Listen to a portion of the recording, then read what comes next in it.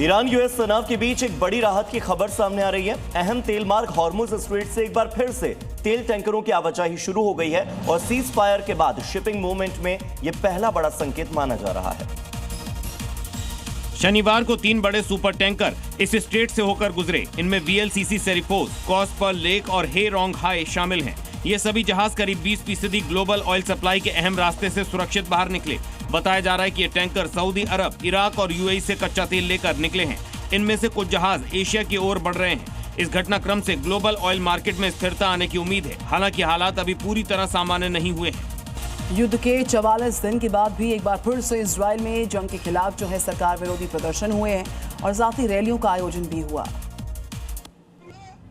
तस्वीरें तेल अवीव के हबीमा स्क्वायर की हैं, जहां बड़ी संख्या में इजरायली लोगों ने सरकार विरोधी प्रदर्शन किया और जंग रोकने की मांग की। प्रदर्शनकारियों का कहना था कि ईरान जंग से कुछ हासिल नहीं हुआ, बल्कि हालात और खराब हुए हैं। विरोध कर रहे लोग नेतन्याहू सरकार के इस्तीफे के साथ ही युद्ध खत्म करने और शांति वार्ता की मांग कर रहे थे। दरअसल लगातार जंग और हमलों की वजह से लोग परेशान हो चुके हैं, क्योंकि पहले गाजा में हमास से जंग और अब ईरान और हिजबुल्लाह से 44 दिन से जंग जारी है। पाकिस्तान के बनने के साथ ही वहां हमेशा से जो सत्ता की चाबी है वो आर्मी के हाथ में रही है। ये बात किसी से छिपी नहीं है। पर्दे के पीछे से पाकिस्तानी आर्मी वहां के हुक्मरानों को चलाती रही और अब जो खबर आई है, अब आसिम मुनीर सीधे तौर पर पाकिस्तान का सुप्रीम लीडर बनने की कोशिश में है और चापलूसी में तो उनका कोई जवाब ही नहीं। देखिए ये रिपोर्ट, जिसका सबूत ये 2 तस्वीरें हैं। एक तरफ ईरान के प्रतिनिधि से मुलाकात और दूसरी तरफ जब अमेरिकी उपराष्ट्रपति से मिले। इन दोनों तस्वीरों में आपको आसिम मुनीर की चापलूसी नजर आएगी। पहले जब ईरानी प्रतिनिधि मंडल से मिले तो आसिम मुनीर फौज की वर्दी में थे और ईरानी प्रतिनिधि मंडल के साथ दिखे। तस्वीरों में देखिए पाकिस्तान के मंत्री पीछे चल रहे हैं, जबकि आसिम मुनीर ईरानी विदेश मंत्री के साथ दिख रहा है। वहीं जब नूर खान एयरबेस में अमेरिकी राष्ट्रपति को रिसीव किया तो आसिम मुनीर ने अपना खाल बदल लिया और बूट शूट में नजर आया।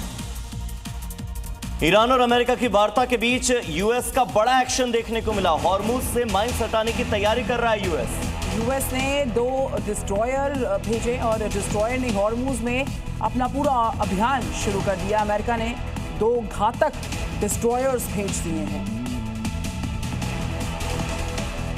तो डिस्ट्रॉयर ने अपना ऑपरेशन शुरू कर दिया है। एक तरफ वार्ता चल रही है, इसी वार्ता के बीच में हॉर्मुज से माइंस हटाने की तैयारी अमेरिका की ओर से है।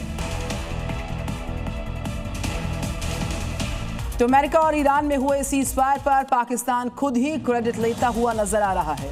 अमेरिका की सरपरस्ती पर नाचने वाला पाकिस्तान ये समझ ही नहीं रहा है कि वो मीडिएटर नहीं बल्कि ट्रंप का एक मोहरा भर है।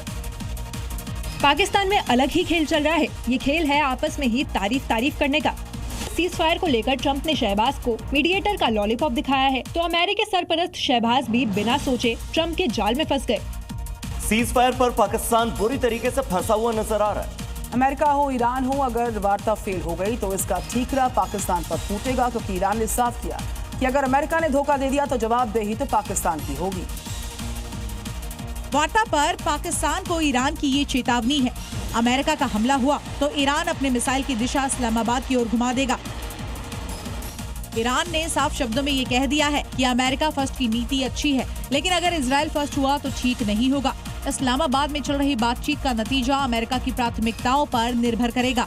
वार्ता के बीच सबकी नजर फिलहाल वही पाकिस्तान पर टिकी हुई है, क्योंकि इस पूरी डील में पाकिस्तान ट्रंप के मोहरे की तरह काम कर रहा है, जिसे जब चाहे अमेरिका किसी भी तरीके से इस्तेमाल करता रहा है।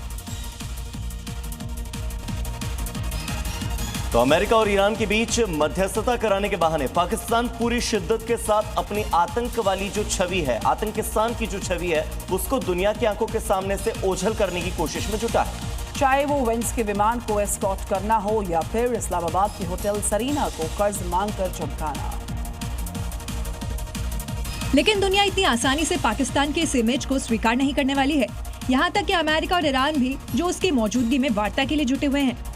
भारत में भी एक सियासी धड़ा इसे पाकिस्तान के भारत पर दबदबे के तौर पर देख रहा था, जिसे लेकर अब शशि थरूर ने बड़ी टिप्पणी की है। अगर वार्ता सफल रही तो ये दुनिया के लिए अच्छा है, लेकिन पाकिस्तान के लिए तब अच्छा होगा जब वो आतंक से नाता तोड़ेगा।